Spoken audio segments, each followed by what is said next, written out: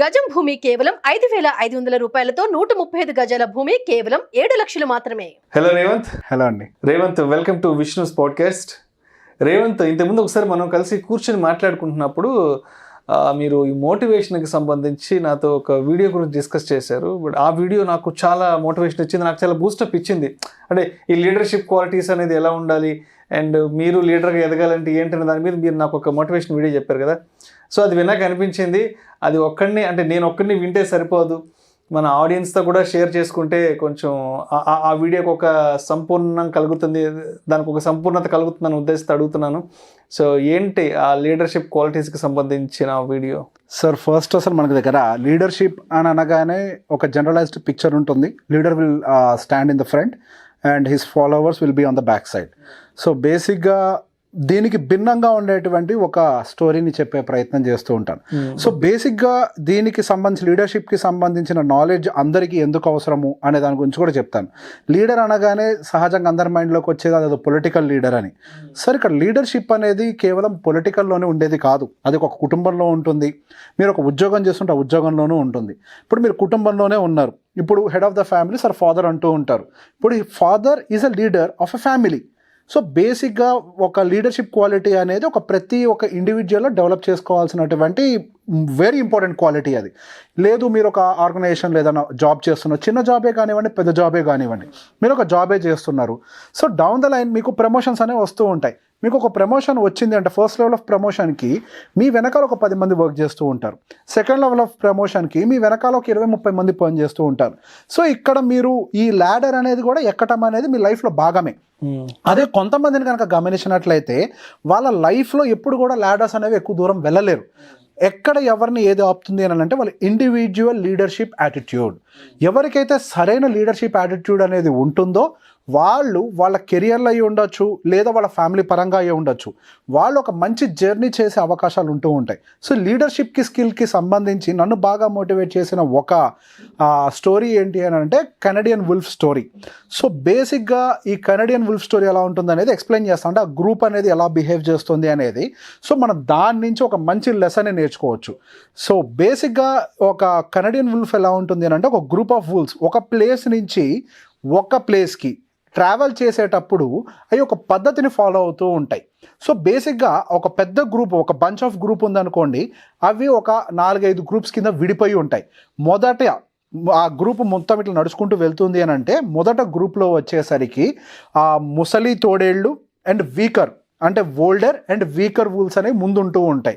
So అవి ముందు ఎందుకు ఉంటాయి అని అంటే దానికి వాడి యొక్క ప్లానింగ్ని చెప్తున్నాయి. ముందు ఎందుకు పెడతాయి అని అంటే అవి కనుక బై ఎనీ ఛాన్స్ ఏదైనా అటాక్ జరిగింది అనుకోండి, ఇప్పుడు ఆ గ్రూప్లో ఉన్నటువంటి స్ట్రాంగెస్ట్ ఆర్ ఫీమేల్ వూల్ఫ్స్గా అయి ఉండొచ్చు, లేదా చిల్డ్రన్ వూల్ఫ్కి ఎటువంటి డ్యామేజ్ జరగకుండా ఉండేందుకు ఓల్డెస్ట్ అండ్ ద వీకర్ వూల్స్ని ముందర పెడతారు.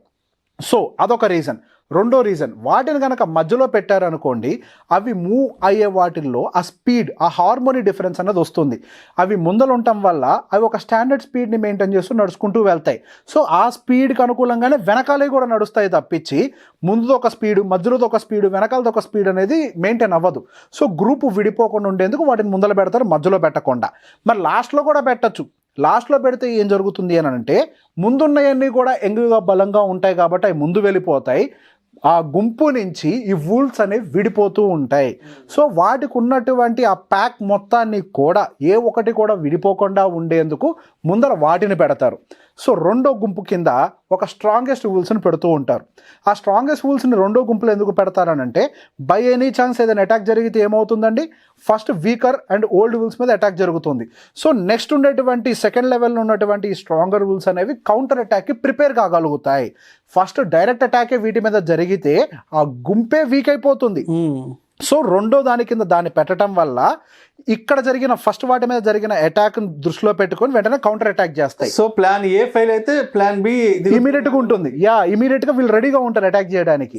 నెక్స్ట్ ఆ వెనకాల వచ్చేసరికి ఫీమేల్ అండ్ చైల్డ్ వూల్స్ ఉంటాయి, కిడ్స్ ఉంటాయి. సో ఇది ఒక పెద్ద గ్రూప్ ఉంటుంది అనమాట. సో వీటిని ప్రొటెక్ట్ చేసేందుకు మళ్ళీ వెనకాల కూడా ఒక స్ట్రాంగర్ వూల్ఫ్ గుంపు అనేది ఇంకోటి మెయింటైన్ చేస్తూ ఉంటుంది అనమాట. సో ముందు ఒక స్ట్రాంగర్, వెనకాల ఒక స్ట్రాంగర్, రెండు వైపుల నుంచి కూడా ఫీమేల్ అండ్ కిడ్స్ వూల్ఫ్స్ని ప్రొటెక్ట్ చేసేందుకు కొన్ని వూల్స్ ఉంటాయి. ముందు హార్మోనీని అంటే స్పీడ్ ఆఫ్ హార్మోనీని మెయింటైన్ చేయడానికి, ఆ థ్రెట్ నుంచి ఫస్ట్ సాక్రిఫైస్ చేయడానికి, ఒక రకంగా చెప్పాలంటే అవి సాక్రిఫై చేసేందుకు కూడా ముందు నుంచొని ఉంటాయి. సో వీటన్నిటి నుంచి దూరంగా ఏదో వెలివేయబడ్డట్టు దూరంగా ఒక వుల్ఫ్, ఒక తోడేలు మాత్రం నడుచుకుంటూ వస్తూ ఉంటుంది. Actual the leader of the group is that wolf. Okay, last. Yes, అది లాస్ట్కు నుంచొని ఉంటుంది. యాక్చువల్గా ఇక్కడ మన దగ్గర రెగ్యులర్గా ఏం జరుగుతుంది, మన హ్యూమన్స్లో ముందు ఆ లీడర్ నుంచొని ఉంటాడు, వెనకాల నడుస్తూ ఉంటారు, వెనకాల అనుచరులు ఉంటారు. కానీ ఇవేం చేస్తాయి అని అంటే లీడర్ ఎక్కడో దూరంగా నడుస్తూ ఉంటారు. సో దాని యొక్క ఉద్దేశం ఏంటి అని అంటే ఆ గుంపు వెళ్ళే ప్రయాణంలో ఏ ఒక్క తోడేళ్ళు కూడా గుంపు నుంచి విడిపోకుండా ఉండే ప్రయత్నం, కీ మానిటరింగ్ జరుగుతుంటుంది, వెనకాల నుంచి చేస్తూ ఉంటుంది. సో ఏదన్నా గుంపులో నుంచి అంటే వాటి యొక్క బిహేవియర్ ఏదైనా చేంజ్ అవుతుందా, వాటి హార్మోనీ ఆఫ్ స్పీడ్ ఏదైనా డిస్టర్బ్ అవుతుందా అనే ఒక విషయాన్ని దూరం నుంచి అర్థం చేసుకుంటూ మానిటర్ చేసుకుంటూ వస్తుంది ఆ ఒక్క తోడేలు, అదే ద లీడర్ వుల్ఫ్. సో బేసిక్గా ఇక్కడ మన రియల్ లైఫ్లో కూడా మనము ఏదో ముందుండి వెనకాల నన్ను ఫాలో అవ్వండి అని అంటే ఏం జరుగుతుంది, మీరు ఎంతసేపటికి ముందు చూస్తుంటారు కానీ మీ వెనకాల ఉన్నటువంటి మీ కో ఎంప్లాయీసో, మీ కొలీగ్సో లేదా మీ టీమ్మేట్సో చేసేటువంటి పొరపాటు, లేదా ఆ స్పీడ్ మెయింటైన్ చేయకపోవటమో, లేదా ఆ టీమ్ బాండింగ్ మెయింటైన్ చేయకపోవటమో, ఆ కోఆర్డినేషన్ మెయింటైన్ చేయకపోవటమో లాంటి ప్రాబ్లమ్స్ ఉండటం వల్ల మీరు లీడర్గా ఫెయిల్ అవుతారు. On the whole the pack will be disturbed. So మీరు ఎప్పుడైతే వెనకాల ఉండి నడిపిస్తారో, నాయకుడు అనేవాడు వెనకుండి నడిపించేవాడై ఉండాలే కానీ నాయకుడు వెనకాల ప్రజలు నడవకూడదు అనేది మనం ఎప్పటి నుంచో అనుకుంటున్న మాటే. ద క్రైసిస్ ఆఫ్ ఐడెంటిటీ మన వాళ్ళు ఏంటి అని అంటే లీడర్ అనేవాళ్ళు ముందుండి నడిచే ప్రయత్నం చేస్తూ ఉంటారు, సర్వైవల్ ఎగ్జిస్టెన్స్ కోసం. ఆ ఎగ్జిస్టెన్స్ కోసం ప్రయత్నం చేస్తూ ఉంటారు. కానీ ఈ కార్పొరేట్ కెరియర్ ఎప్పుడైనా మీరు గమనిస్తే ఎవరైతే రియల్ లీడర్షిప్ అనేది ఐడెంటిఫై చేసి ఉంటారో వాళ్ళనే అందరం ఎక్కిస్తుంది తప్పించి ఈ ఐడెంటిటీ క్రైసిస్ ఉన్న వాళ్ళని తీసుకెళ్ళి ఇప్పుడు అందనంలో కూర్చోపెట్టదు. ఒక లెవెల్ ఆఫ్ ప్రమోషన్ వరకు మీరు వెళ్ళగలుగుతారు, ఒక టీమ్ లీడర్ వరకు లేదా మేనేజర్ డెస్క్ వరకు వెళ్ళగలుగుతారు. కానీ అక్కడి నుంచి మీరు ఒక జనరల్ మేనేజర్ అవ్వాలన్నా, ఒక రీజనల్ మేనేజర్ అవ్వాలన్నా, ఒక CEO అవ్వాలన్నా కానీ మీ ఐడెంటిటీ క్రైసిస్ పనికిరాదు. ఎవరికైతే నిజంగా ఈ స్కిల్ అనేది మెయింటైన్ అవుతుందో, ఎవరైతే నిజంగా వాళ్ళ గ్రూప్, వాళ్ళ టీం మెంబర్స్ అందరూ కూడా కంపెనీ పెట్టుకున్నటువంటి స్పీడ్లో మెయింటైన్ చేస్తున్నారు, కంపెనీ డిసిప్లిన్ని మెయింటైన్ చేస్తున్నారు, కంపెనీలో ఆ హార్మోనీని మెయింటైన్ చేస్తున్నారు, మానిటర్ చేసి వాళ్ళని మోటివేట్ చేసి వాళ్ళతోటి పని చేపించగలుగుతారో వాళ్ళు నిజమైన నాయకులుగా ఐడెంటిఫై చేసి మంచి ప్రమోషన్స్ని ఇస్తూ ఉంటారు. అదే ఫ్యామిలీ విషయానికి చెప్తాను. మీరు ఎప్పుడైతే మీరు ఎంతసేపటికి ముందుండి నేను ఫ్యామిలీ నడుపుతున్నాను అనే ఉద్దేశంతో నడుపుకుంటూ పోతూ ఉంటే వెనకాల జరుగుతున్నటువంటి తప్పులు మీ కుటుంబాన్ని ఖచ్చితంగా పాడు చేస్తూనే ఉంటాయి. పిల్లలు ఏం చేస్తున్నారు, పిల్లలకి సంబంధించి ఏ అవసరాలు ఉన్నాయి, వాళ్ళు ఎటువంటి స్పీడ్లో వెళ్ళగలుగుతున్నారు, వాళ్ళకి సంబంధించిన ఇంట్రెస్ట్లు ఏంటి, మీరు వెనకాలండి వాళ్ళని నడపాలి తప్పించి నువ్వు నా వెనకాల నడువు అని చెప్పే ప్రయత్నం ఎట్టి పరిస్థితుల్లో కూడా చేయకూడదు. సో రియల్ లీడర్షిప్ ఏంటి అని అంటే ప్రజల కోసం, అంటే కుటుంబం విషయం ఉందనుకోండి, if you're a leader to your family, మీరు కుటుంబం కోసం, కుటుంబం మీకోసం కాదు. అదే ఆర్గనైజేషన్ అనుకోండి, you are for the team is not for you here. అదే రియల్ లీడర్షిప్, పొలిటికల్ లీడర్షిప్ అనుకోండి, you are for the people are not for you. So ఈ విషయాన్ని ఎవరైతే గుర్తుపెట్టుకుంటారో వాళ్ళు ఎల్లప్పుడూ చరిత్రలో కూడా మిగిలిపోతూ ఉంటారు. మన చరిత్రలో మిగిలిపోయిన నాయకులు ఎవరైనా ఉన్నారు అని అంటే వాళ్ళందరూ కూడా ప్రజల కోసం పనిచేసిన వాళ్ళే కానీ ప్రజలు వాళ్ళ కోసం పనిచేసిన వాళ్ళు కాదు.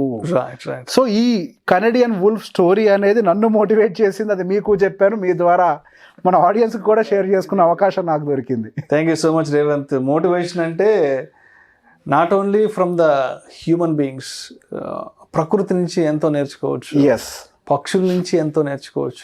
ఇప్పుడు మీరు చెప్పినట్టు జంతువుల నుంచి, అంటే వుల్ఫ్ అంటే కొంత వైల్డ్ క్యారెక్టరిస్టిక్ ఉంటుంది వుల్ఫ్, బట్ అలాంటి వైల్డ్ నేచర్ ఉన్న వుల్ఫ్ ఒక లీడర్షిప్ విషయానికి వచ్చేటప్పటికే అది ఎట్లా ఆ లీడర్షిప్ని మెయింటైన్ చేస్తుండే, తన ముందు వీక్గా ఉండే వాళ్ళని, తనకంటే చిన్నగా ఉండే వాళ్ళని ఎలా ముందుకి, తను వెనకుండి ఎలా ముందుకి నడిపిస్తుంది, వాళ్ళందరికీ ఎలా మైలేజ్ అవుతుంది, వాళ్ళందరికీ ఎలా బ్యాక్ ఎండ్ ఇంజిన్ అవుతుంది అనే విషయం చాలా చాలా ఇన్స్పిరేషన్ అనిపించింది. మొన్న మీద నాకుతో మనం రెస్టారెంట్ లంచ్కి వెళ్ళినప్పుడు we discussed about this topic అనమాట.